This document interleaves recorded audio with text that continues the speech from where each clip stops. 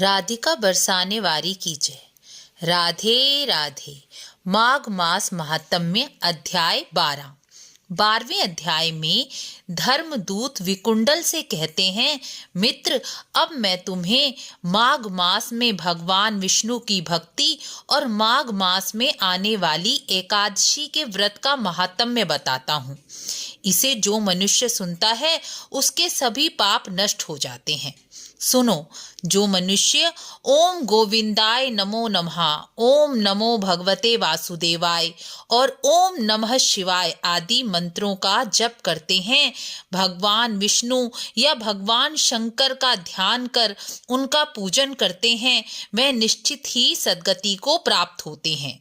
इसमें जरा भी संदेह नहीं करना चाहिए, क्योंकि भगवान विष्णु और भगवान शंकर अपने भक्तों के सारे पापों का नाश कर दिया करते हैं।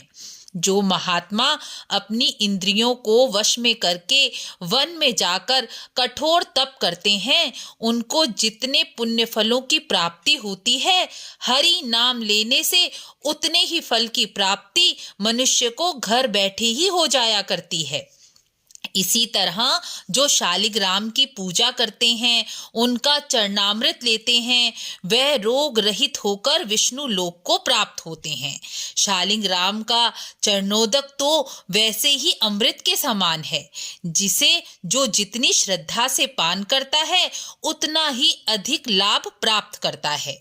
जो मनुष्य माघ मास की एकादशी व्रत का पालन करते हैं, भगवान विष्णु के चरणों का ध्यान करते हैं, वह यम यातना कभी नहीं भोगते, क्योंकि एकादशी व्रत सब तरह के रोगों का नाश करने वाला, सद्गति को प्रदान करने वाला।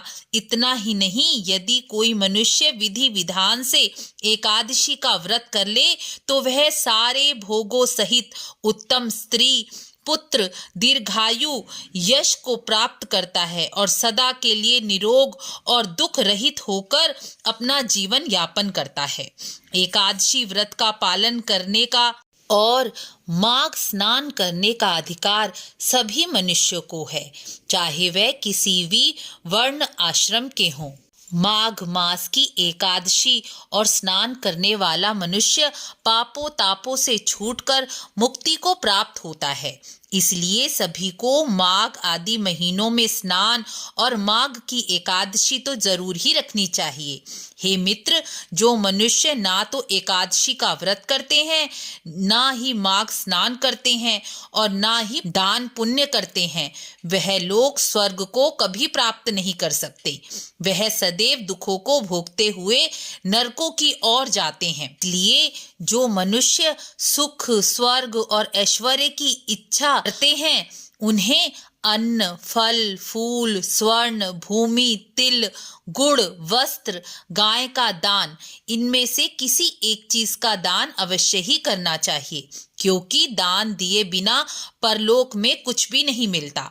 इसलिए सामर्थ्यवान लोगों को प्रत्येक दिन श्रद्धा अनुसार कुछ न कुछ दान अवश्य ही करना चाहिए।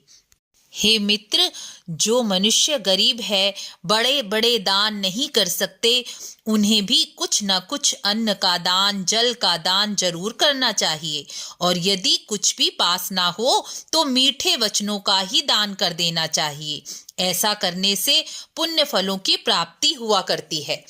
इस प्रकार 12वां अध्याय पूर्ण हुआ। अब बारी है माघ मास के 12वें उपाय की। माघ मास की षटतिला एकादशी में तिल का 6 प्रकार से प्रयोग करना चाहिए। शास्त्रों के अनुसार इस दिन तिल का उपटन लगाकर जल में तिल डालकर स्नान करने से, तिल मिले जल का सेवन करने से, तिल की बनी वस्तु का भगवान विष्णु को भोग लगाने से, तिल से हवन करने से और अंत में तिल का दान करने से मनुष्य को सुख, समृद्धि, ऐश्वर्य और धन्य धान की प्राप्ति के साथ मन की सभी मनोकामनाएं पूर्ण होती हैं। शास्त्रों में कहा गया है, इस दिन मनुष्य जितने तिल का दान करता है, उतनी संख्या के अनुसार वह विष्णु लोक में सुख भोगता है। इसलिए इस दिन तिल और गुड़ का दान अवश्य ही करना चाहिए। राधे राधे।